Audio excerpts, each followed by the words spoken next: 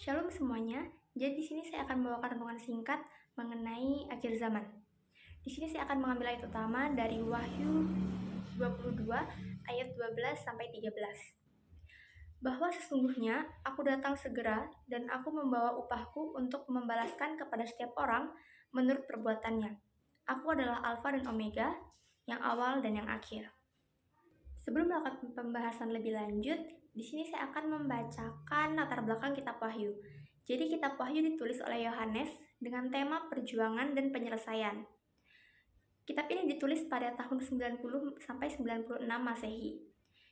Ditulis di Pulau Patmos, yaitu tempat Yohanes diasingkan.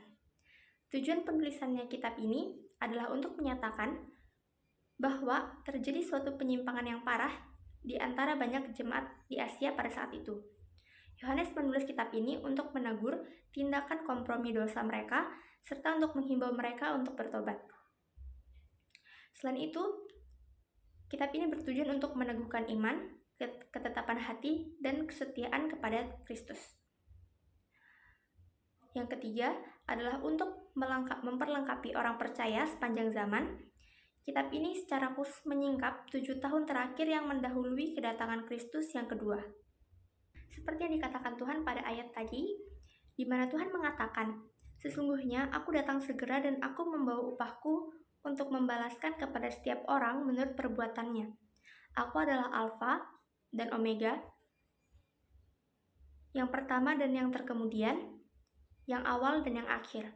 Ini berarti Tuhan itu akan mengadakan penghakiman dunia untuk semua orang dan memisahkan orang-orang pilihannya dan juga orang-orang yang tak ia pilih.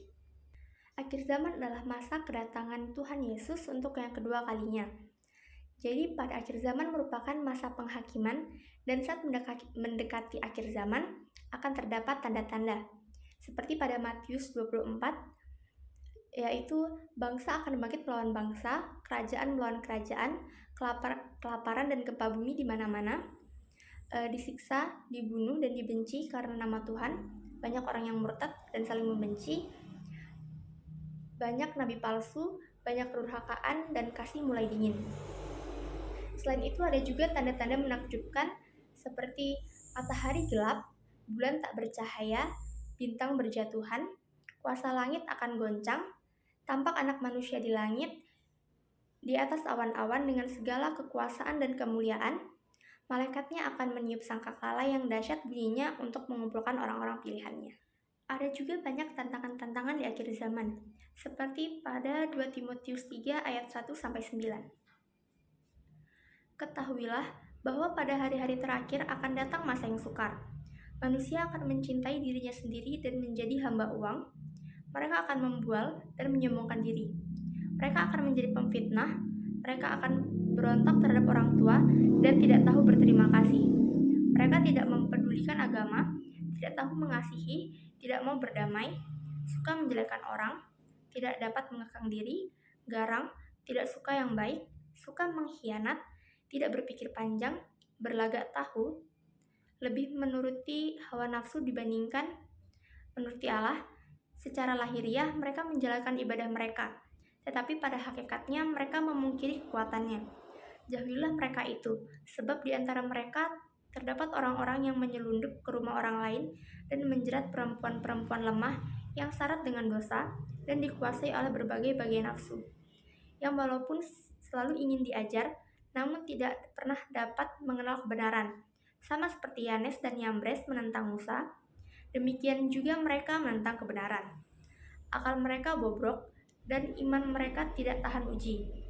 Tetapi sudah pasti mereka tidak akan lebih maju karena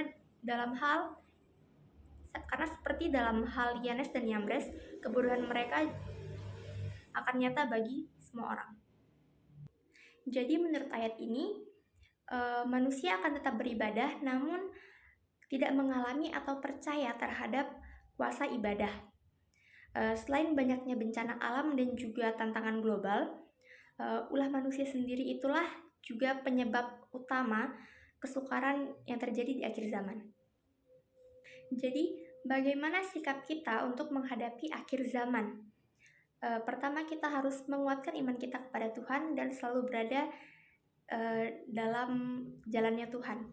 Kita harus menguasai diri karena akan ada banyak hal yang dapat memancing kita untuk melakukan dosa, seperti rasa egois dan hawa nafsu. Kita juga harus tenang dan berdoa kepada Tuhan agar Tuhan selalu memampukan kita untuk menghadapi segala sesuatunya dengan baik. Sekian renungan saya mengenai akhir zaman. God bless you.